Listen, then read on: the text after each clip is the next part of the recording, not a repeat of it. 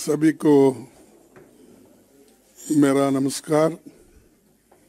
और ये पहली बार आपसे इस साल में, नए साल में ये भेंट हो रही है, इसीलिए नए साल की मुबारकबाद भी मैं आपको देता हूँ। दोस्तों, हम एक बहुत बड़ा भारत जोड़ो न्याय यात्रा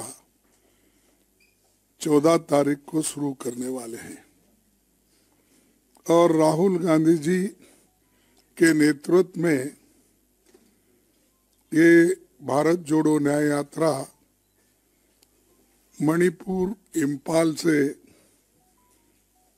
शुरू होगी और नागालैंड, आसाम, अरुणाचल प्रदेश होते हुए ये देश के 15 राज्यों से जुड़ जाएगी। ऐसा गुजरते मुंबई तक हम पहुंच जाएंगे। 110 जिलों से होते हुए ये यात्रा 100 लोकसभा सीटें और 337 विधानसभा सीटें कवर करेगी। करीब 6,700 किलोमीटर दूरी तय करके ये यात्रा मुंबई में समाप्त होगी।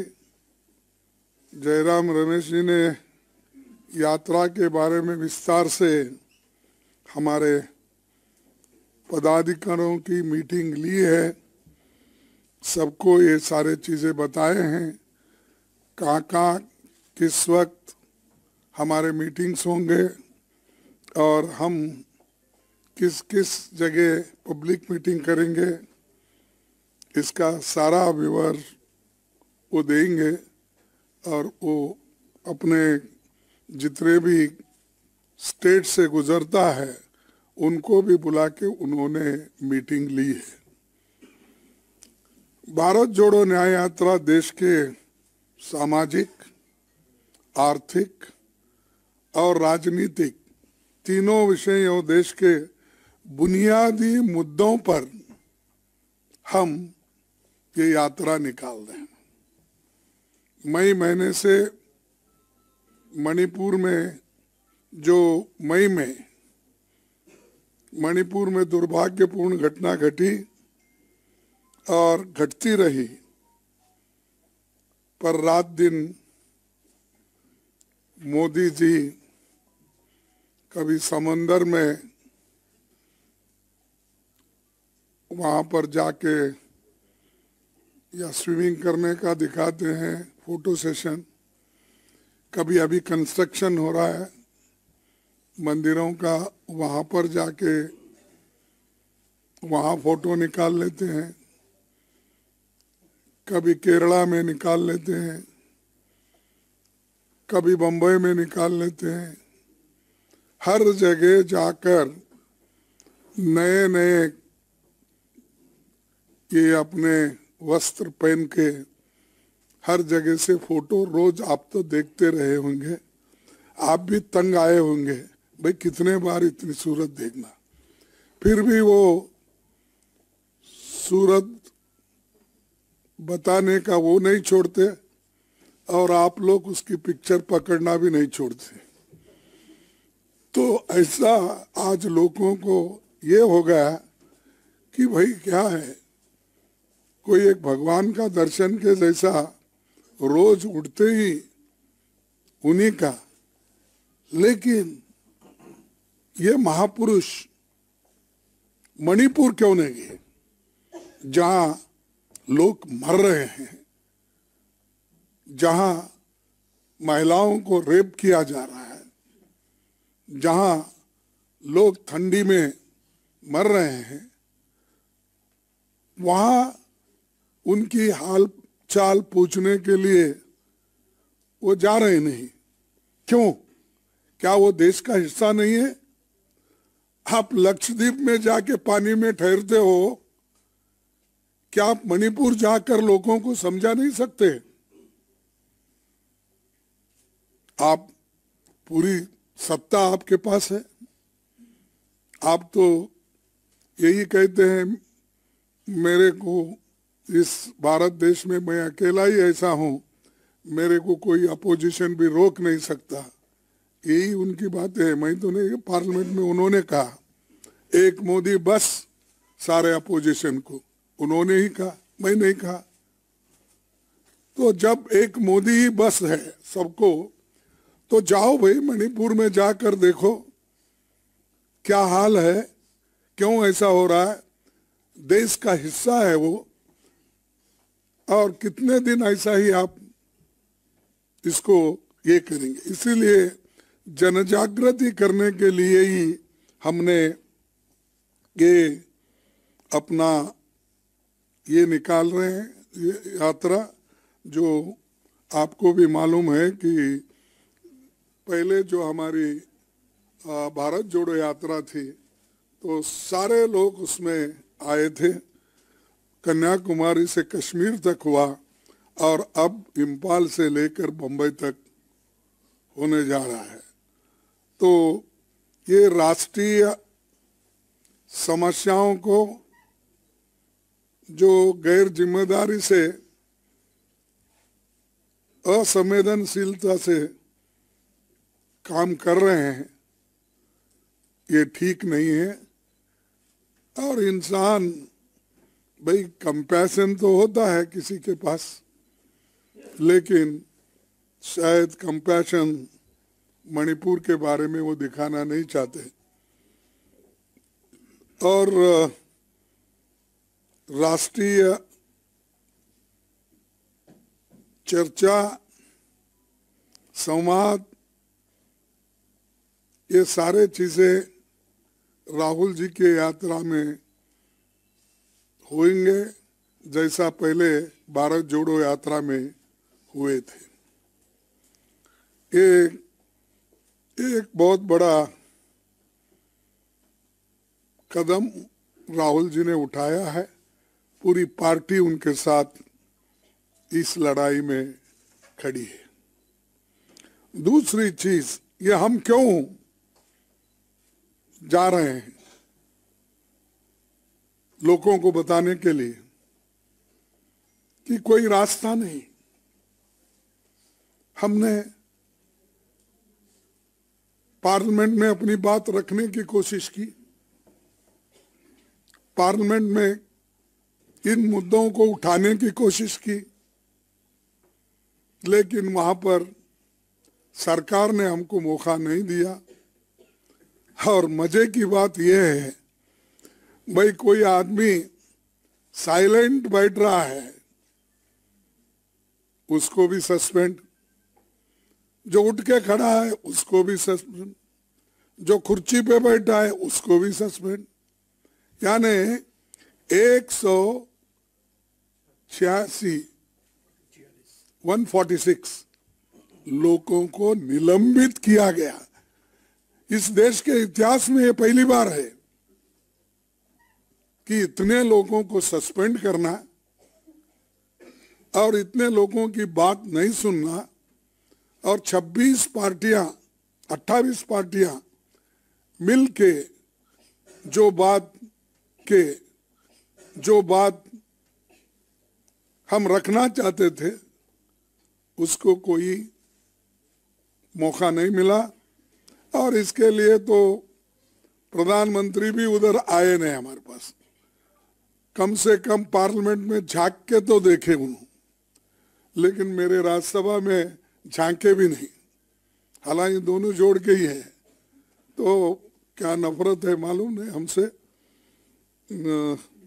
लेकिन उन्होंने इसके बारे में सरकार कोई अपनी गहरी चिंता व्यक्त भी नहीं की, और जाने वाले जाने दो, सस्पेंड करो, उन्होंने कर दिया और सेशन खत्म हो गया।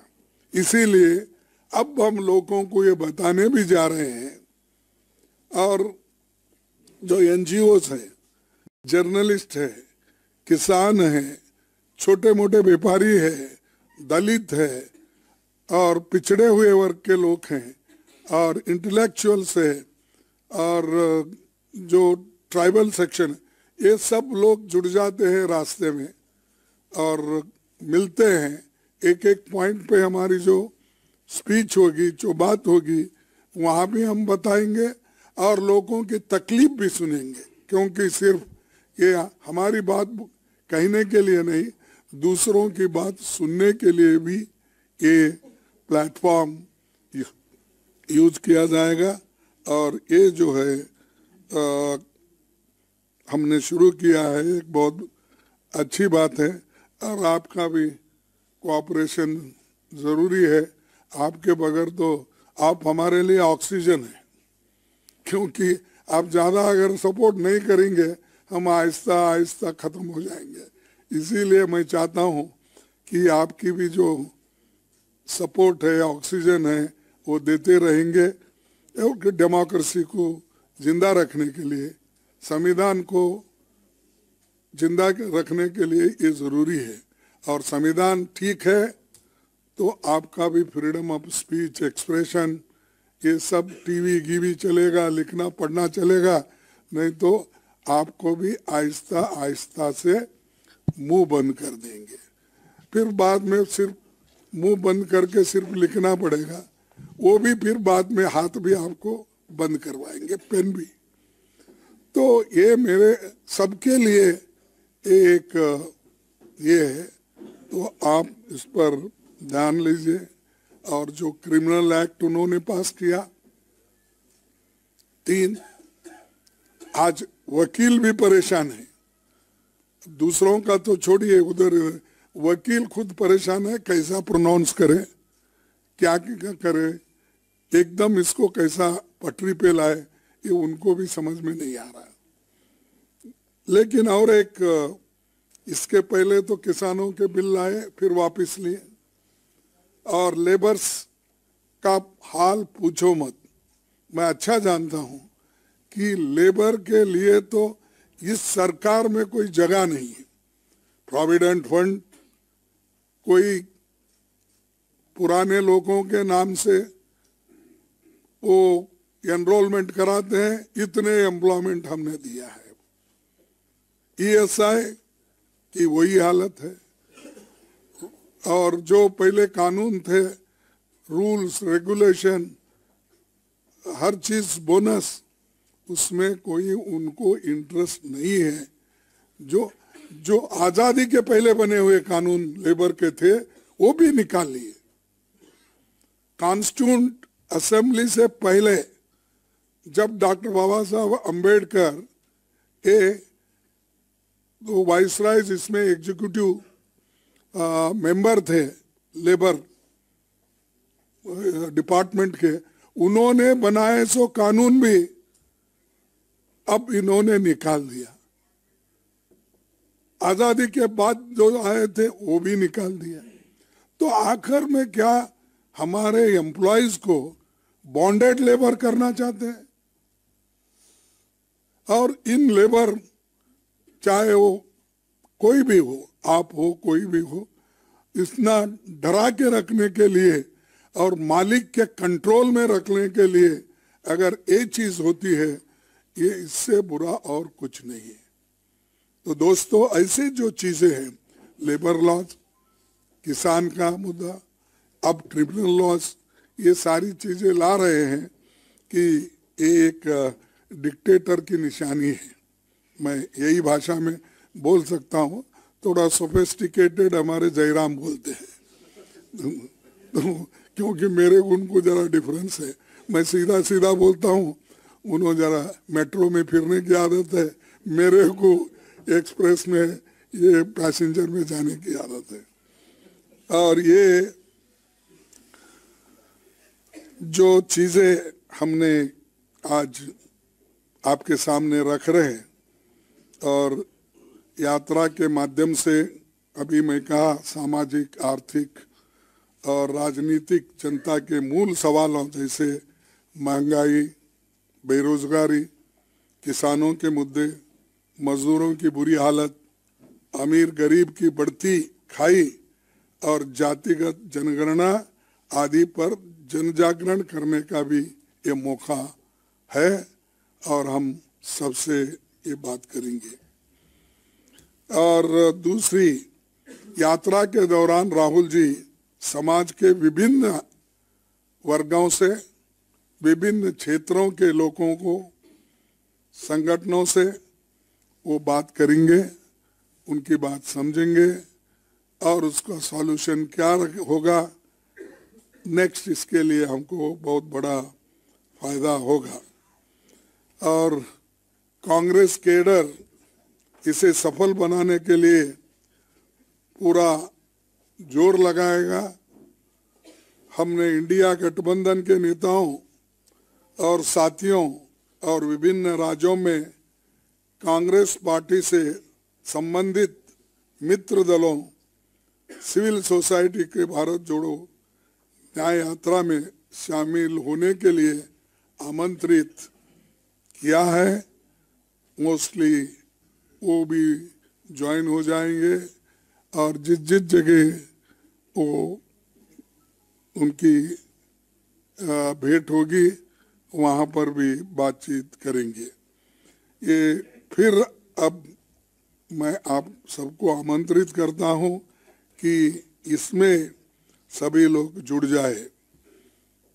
और एक बात है कि पहले तो हमने कन्याकुमारी से कश्मीर तक सारे यूटी और स्टेट से हमने बहुत तैयारी के साथ करी थी और उसमें बड़ा यश मिला।